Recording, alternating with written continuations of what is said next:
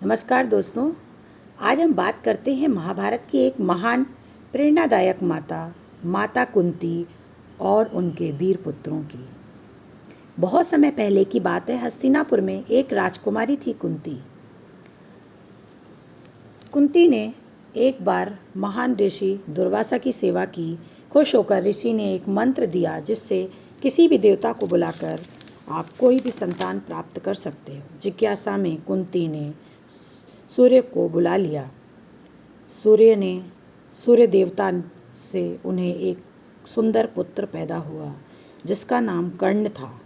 लेकिन समाज के डर से उन्होंने उस बच्चे को एक टोकरी में रखकर नदी में बहा दिया। वो ये सोच रही थीं कि मैं कुंवारी माँ बन गई। लोग लाज से डर कर उन्होंने बच्चे को टोकरी में रख कर के नदी में प्रवाहित कर दिया और यह बात कुंती को जीवन भर का दर्द बन गया। कुंती का विवाह राजा पांडु से हुआ, लेकिन पांडु को श्राप था कि वे संतान उत्पन्न नहीं कर सकते। तब कुंती को याद आया ऋषि दुर्वासा द्वारा दिया हुआ मंत्र। उन्होंने उस मंत्र का उपयोग किया। धर्मराज से युधिष्ठिर, वायुदेव से भीम, इंद्रदेव से अर्जुन।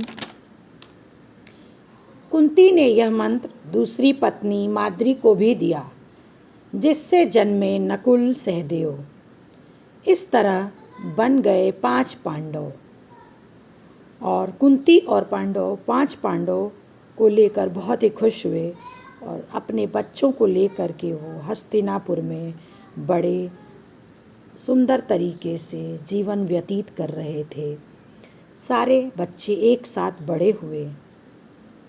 एक तरफ पांडव, दूसरी तरफ कौरव। पांडव और कौरव हस्तिनापुर में साथ ही बड़े हुए। लेकिन दुर्योधन हमेशा कोई न कोई उपाय सोचता रहता था कि कैसे हम इन पांडवों को मात दें। सामने आकर के हमेशा गुस्से में युधिष्ठिर से लड़ाइयों की बातें किया करता था, योजना बनाया करता था। इसी तरीके से उसने भीम को जहर देकर मारने की कोशिश की, लेकिन वो योजना भी विफल रही। भीम उससे भी बच निकले। इससे खिन्न होकर वह दूसरी योजना बनाने लगा। लाक्षागृह में जलाकर ख़त्म करने की योजना बनाने लगा। अपने भाइयों और मामा शकुनी के साथ बैठ करके उसने यह योजना बनाई कि कैसे पांडवों को हम इसके अंदर डाल करके मार देंगे, इस चक्रव्यूह में फंसाकर। और इस तरीके से वह कामयाब भी हुआ। पांडवों को लाक्षागृह में कैसे न कैसे करके उसने भेज दिया और पांडव उसमें फंस गए, लेकिन उनकी सूझबूझ से वह बच निकले। इस तरीके से उसकी योजना विफल रही। वह हमेशा ही योजना बनाता रहता था। द्रौपदी का स्वयंवर पांचाल नरेश के राजा द्रुपद ने अपनी पुत्री द्रौपदी का स्वयंवर आयोजित किया। इस स्वयंवर में आर्यावर्त के बड़े बड़े राजा योद्धा आमंत्रित किए गए। स्वयंवर की शर्त थी कि बहुत कठिन थी। ऊपर घूमती हुई मछली की आँख को नीचे रखे पानी में उसका प्रतिबिंब देख करके निशाना लगाना था। एक एक करके कई वीरों ने प्रयास किया, लेकिन सफल नहीं हुए। कर्ण भी आगे आए, लेकिन द्रौपदी ने उन्हें सूत पुत्र कहकर रोक दिया। इस तरीके से कर्ण भी बैठ गए। फिर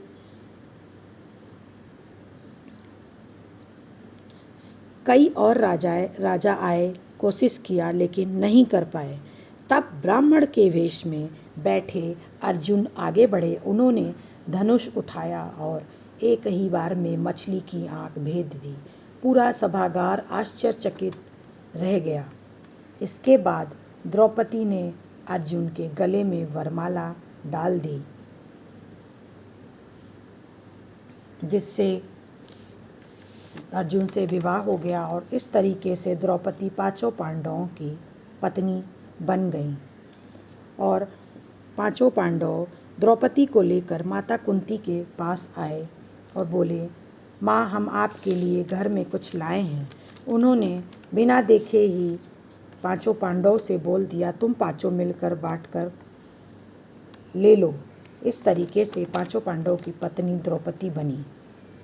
और फिर सभा में, हस्तिनापुर के सभा में दुर्योधन ने अपनी मामा शकुनी की चाल से युधिष्ठिर को जुआ खेलने के लिए बुलाया। शकुनी पासों का बहुत बड़ा खिलाड़ी था और धोखे से खेलता था। युधिष्ठिर धर्मराज थे, लेकिन जुआ खेलने की कमजोरी के कारण उन्होंने निमंत्रण स्वीकार कर लिया और खेल शुरू हुआ। खेल में एक एक करके युधिष्ठिर ने अपना राज्य पाट सारा हार गए और अपने भाइयों को भी हार गए और द्रौपदी को भी दांव पे लगा लिया। जब द्रौपदी को सभा में बुला कर लाया गया, तब द्रौपदी ने प्रश्न किया कि जो हार गया है वो मुझे पत्नी को लगाने का क्या अधिकार है। दुर्योधन और दुशासन द्रौपदी को खींच करके सभा में ले आए, उसको अपमानित करने लगे। तभी कृष्ण भगवान ने द्रौपदी की लाज बचाई। इस घटना से पांडवों और कौरवों के बीच दुश्मनी बढ़ गई, जो आगे चलकर कुरुक्षेत्र का युद्ध हुआ। इस जुए में हारने के बाद कौरवों ने पांडवों के सामने कठोर शर्त रखी, 12 साल का वनवास और 1 साल का अज्ञातवास। पांडवों ने शर्त स्वीकार कर ली और जंगल में उन्हें बहुत कठिनाइयों का सामना करना पड़ा।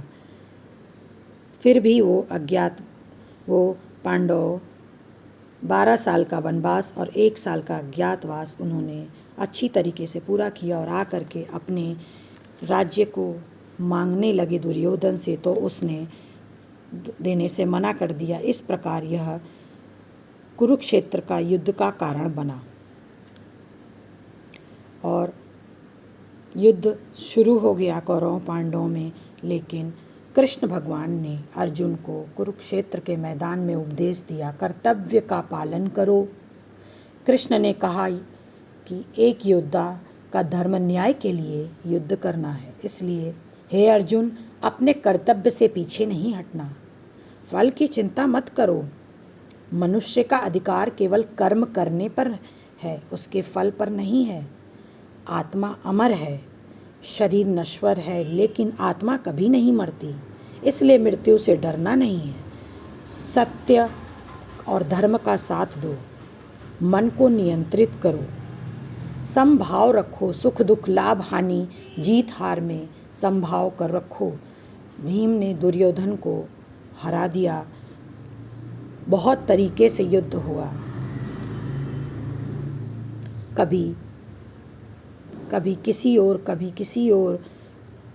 इस तरीके से भीम ने दुर्योधन को पटक करके उसको चित्त कर दिया और इस तरीके से पांडवों की विजय हुई और उनको अपना सारा राज्य मिल गया। वो अपने राज्य में फिर से बैठ गए। बहुत ही अच्छा लगा। इस तरीके से कुंती का अंतिम सत्य कुंती दुखी होके पांडवों को बताई कि कर्ण तुम्हारा भाई है, मेरा बड़ा पुत्र है, क्योंकि उनको बहुत दुख हुआ, क्योंकि उन्होंने अपने भाई से ही लड़ाइयाँ करी। इस तरीके से सत्य और धर्म की हमेशा रक्षा रखो। जय सिया राम।